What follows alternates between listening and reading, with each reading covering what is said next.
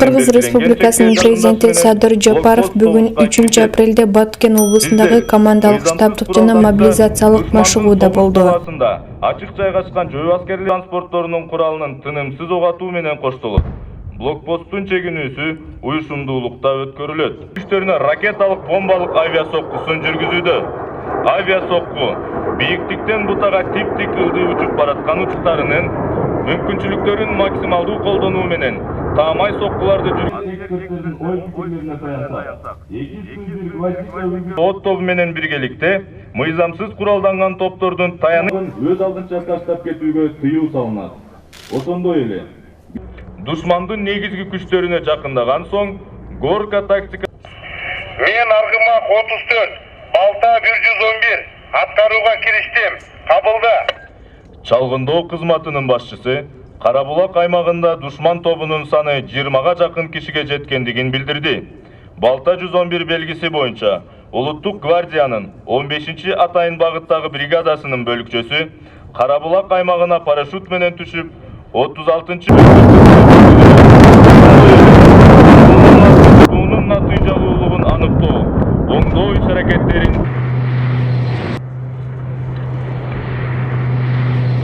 атуу контурдун эффективдүүлүгү 90%га чейин чыгып. 28 белги багытына карай мыйзамсыз куралдуу түзүмдөрдүн кириши аныкталды. 11, мен коргон 13 жана аларды жок кылуу күчүрмөн тапшырмасы коюлган. Бүркүт 11. Аба десантынын конуу аймагында мыйзамсыз куралданган топтор байкалган учурда аба соккуларын жүргүзөт.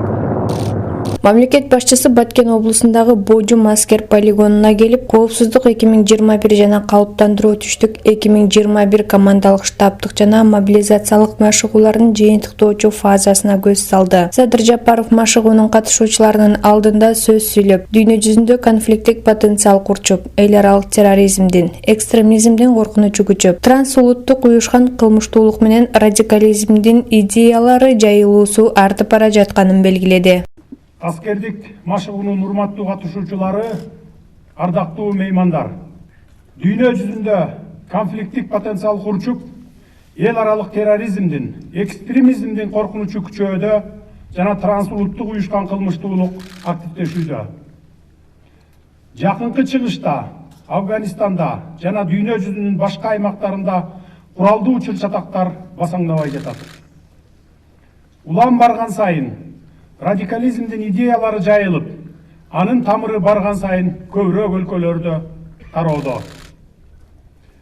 Кыргыз Республикасында жүзөгө ашырылып жаткан прогрессивдүү кадамдарга, мамлекеттик бийлик системасын реформалоого жана коррупцияга каршы күрөшкө карабастан, ар кандай деструктивдүү күчтөр өлкөбүздүн улуттук кызыкчылыктарына зыян келтирип, кырдаалды курчутуу аракеттерин улантууда. Мындай шартта мамлекеттүүлүктү бекемдөө, коопсуздукка коркунуч туудурган көрүнүштөргө жана коркунучтарга жооп кайтаруу, өлкөбүздүн аймагында жана чек араларда конфликттик потенциалдарды төмөндөтүү боюнча кадамдарды ишке ашыруу маанилүү. Ушул кадамдардын мисалы катары бир башчыга баш ийүү принцибин сактоо аркылуу куралдуу күчтөрүндө вертикалдуу башкарууну орнотууга мүмкүнчүлүк түзүү үчүн Коргоо министрлигин кайрадан калууна келтиргенибизди айтсак болот. Ошондой эле мындай кадамдарыбыз аскердик башкаруу системасын, Кыргыз Республикасынын куралдуу күчтөрүнүн курамын жана структурасын оптималдаштыруу, аскер кызматчыларды жана мамлекеттик түзүмдөрдүн кызматкерлерин социалдык жактан коргоо деңгээлин жогорулатууга багытталган иш-чаралар менен толукталды. Мамлекеттин жетекчилиги өнөктөш мамлекеттер менен биргелешип аракеттенип, атамекендик коргоону өнөр жай комплексин өнүктүрүү боюнча иштерди жүргүзүп жатат. Жакынкы мезгилде Коргоо министрлигинин курамында атайын операцияларга жооптуу күчтөр түзүлөт. Бул өз кезегинде эл аралык терроризмге каршы натыйжалуу аракеттенүүгө мүмкүндүк берет. Ушул жылдын 1 апрелинен баштап өз мөөнөтүндөгү аскер кызматчылар үчүн азык-түлүк паёгунун көлөмү көбөйтүлүп, анын калориялуулугу жана ар түрдүүлүгү жогорулады. Куралдуу күчтөрдүн кызыкчылыгындагы капиталдык курулуш улантылууда.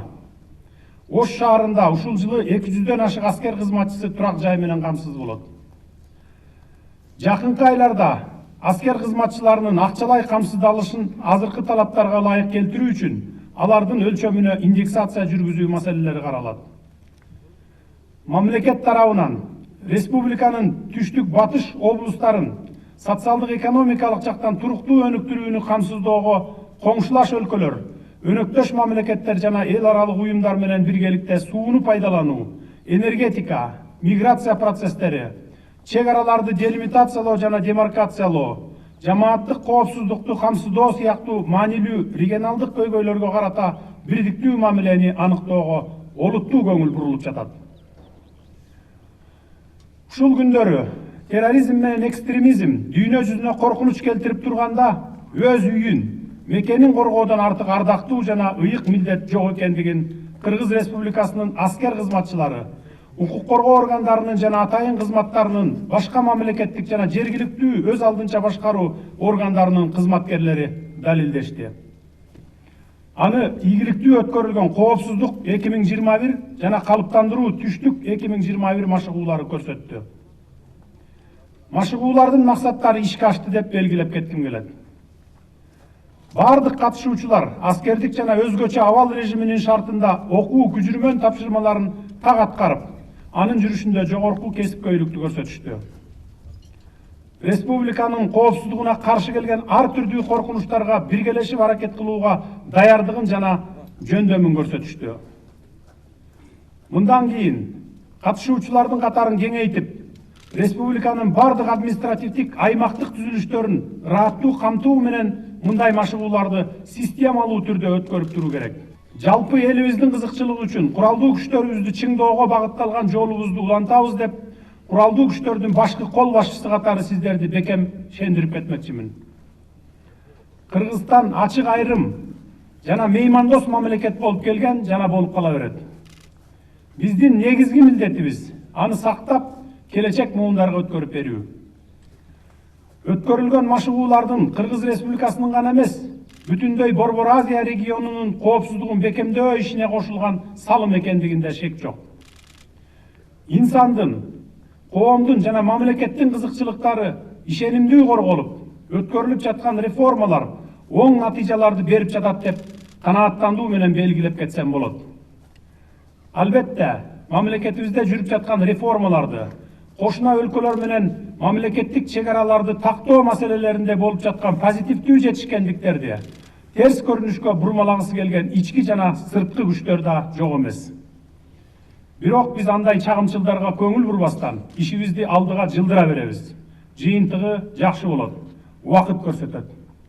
Мисалы, коңшу Өзбекстан мамлекети менен чек ара маселелерибизди тактоо иштери аяктап жатат.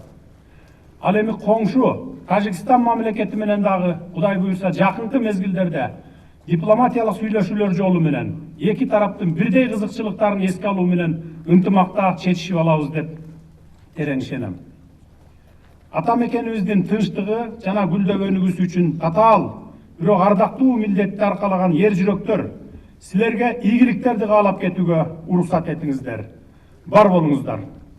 Садыр Жапаров белгилегендей, аймактарда социалдык экономикалык жактан туруктуу өнүктүрүү максатында мамлекет тарабынан коңшулаш өлкөлөр, өнөктөш мамлекеттер жана эл аралык уюмдар менен биргеликте суу пайдалануу, энергетика, миграция процесстери, чек араларды делимитациялоо жана демаркациялоо, жамааттык коопсуздук сыяктуу маанилүү регионалдык көйгөйлөр боюнча бирдиктүү мамилени иштеп чыгууга олуттуу көңүл бурулуп жатканын айтат. Мамлекет башчысы өткөрүлгөн машыгуулар Кыргыз Республикасынын гана эмес, бүтүндөй Борбор Азия регионунун коопсуздугун бекемдөө ишине кошулган салымы болоруна бекем ишенимин билдирди.